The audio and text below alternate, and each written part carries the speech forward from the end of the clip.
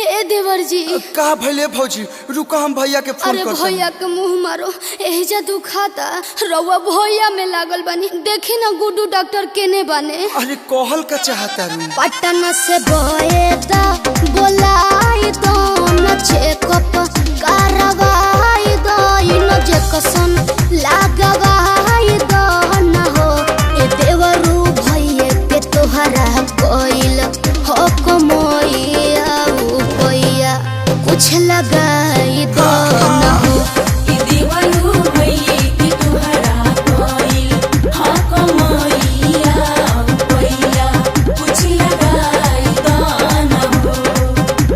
ठीक बा बुला देतनी तब तक सेव खइबू ना संतरा खइबू ना केरा खइबू अरे नाजी रउआ के खाली मजाक के सूझता अरे तो बताओ ना का खइबू पनीर पकौड़ा आ चटनियो ले आ दे तनके अच्छा ले आती है। अरे पाची चालू करके गोलंबर से जाकर पनीर पकौड़ा ले आओ और सॉस मत भुलाई है। हेलो भैया हाँ बोला।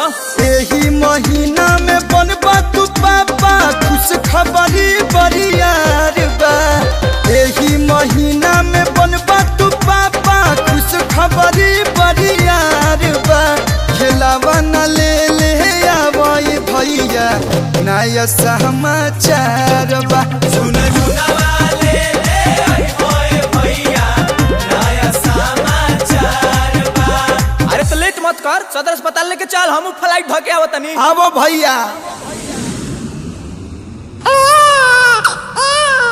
बधाई हो बेटा हुआ। ए बाबूजी माई रे भौजी के लइका भइल बा जय हो बरहम बाबा रउरा हमर मनोकामना पूरा कर दे आय हाय हाय अरे चल रे मेहमान नवाज चल बधाई गाने चलो रे ये राजा बेटा हुआ है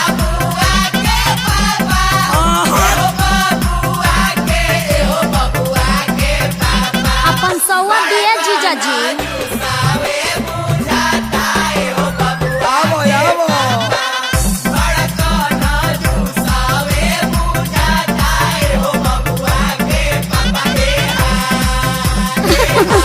अरे धूल उड़ा देला लोग जुड़वा देव जा। अरे सखी हई देखो ना जीजा जी कितना कंजूस बाड़े हई भतीजा भइल बा आ लुटावत लेमचूस बाड़े एक कट्ठा लिख दी का बौरा गइलो। बताब ऐसे सूखा सुखी होखेला चोर हवे रे छोटकी चोर हवे बहुआ के चाचा चोर हवे रे छोटकी को बहु खियावस ना मिठाइया उ दिल के कमजोर बड़ी हवे मंगा दे गुरु बाबा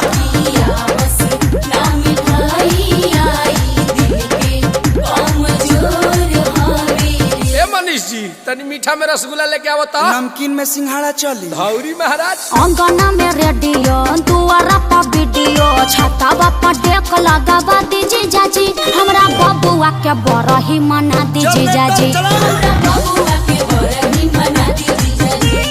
अरे बरही तो ऐसा मनाइब की पूरा जिला जवार देखी फोन कर रे सुजीत मीडिया अरविंद बाबा सबके बुलाओ अभ्यास तनी पवार क्या बता। बबुआ के मौसी खूब लगावावो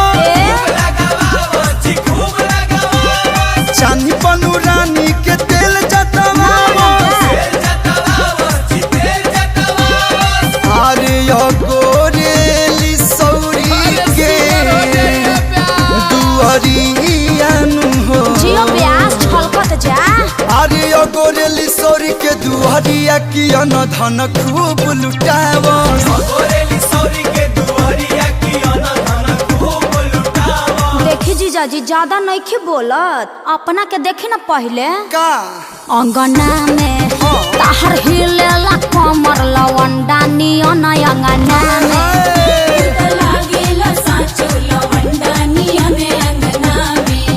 एही से बारो बांडा जी तोहर बाटे ये फांडा जी कम छाओ ढेना चल लवंडा नियन अंगना में तू ना मालिका शेरावत यहाँ ना चलू। हमर बाबूजी बन गइले बबुआ के दादा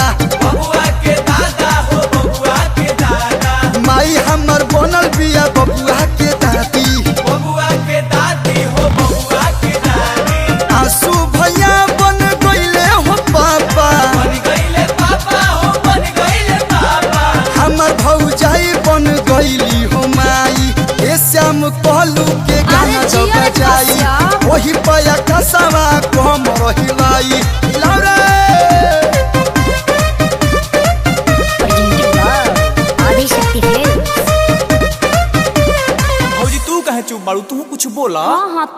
पढ़ाओ दीदी।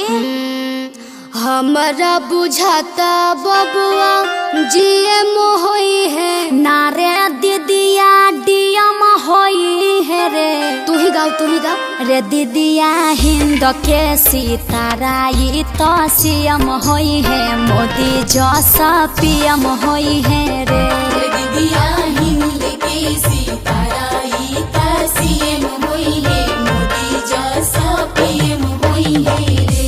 उ सब तो ठीक बा, लेकिन ए साली जी भतीजवा के का नाम रखाई? विनोद, ना कमलेश, आई हम आरू धन है भौजाई। ए अखिलेश भैया 27 के तैयारी करो, लइका 27 में पड़ल बा।